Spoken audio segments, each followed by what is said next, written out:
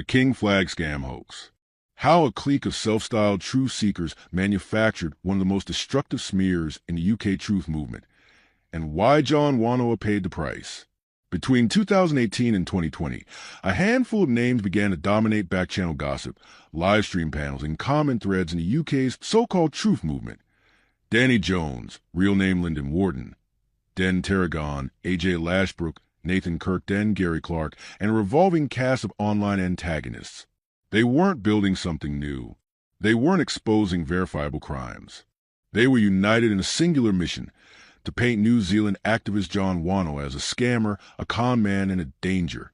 The campaign wasn't just digital mudslinging. It spilled into the real world, with coordinated actions to block Wanoa from traveling, cripple his projects, and tarnish his reputation permanently.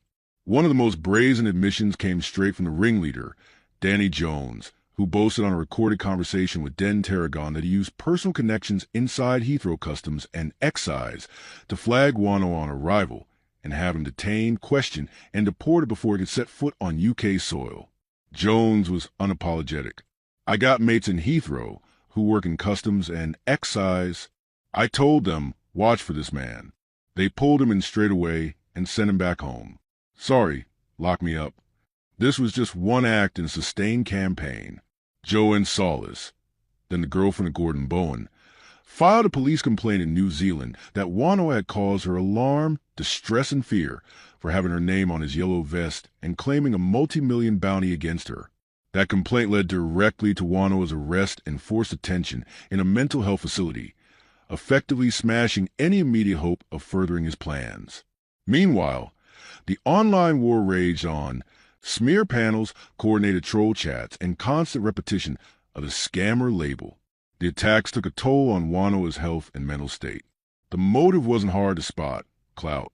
In a truth movement moment that felt electric with possibility, echoing the counterculture revolutions of the 1960s, each personality was jockeying for influence. David had his reptilian exposés. Kevin Annett was exposing church-linked abuse. John Wedger and Bill Maloney were tackling child abuse networks. Into this mix came John Wanoa, an outsider from the far side of the globe with a radical legal and financial vision, but without a UK base of supporters to defend him. That made him the perfect punching bag. Smearing Wanoa let these figures crown themselves as protectors of the movement, the brave ones who exposed a scam that never existed. The truth about the King's flag is far from being a scam. Wanoa's mission was built around a legal historical claim that Queen Elizabeth II had wrongfully remained trustee of the Queen Victoria Fund, which, under agreements dating back to King William IV colonization of New Zealand, gave the Moai people a 25% controlling interest in a massive trust worth, by his estimation, £970 trillion. The King's flag, officially the Confederation's sovereign world flag, symbolized a claim and a vision for a global confederation rooted in sovereignty and equitable resource distribution. Wanoa's immediate plan was to launch his Moai powerhouse tidal energy project in the UK, raising £25 million through share sales. But the shares never went on sale. His entry was blocked, his reputation trashed, and his credibility destroyed before the starting gun had even fired. The result?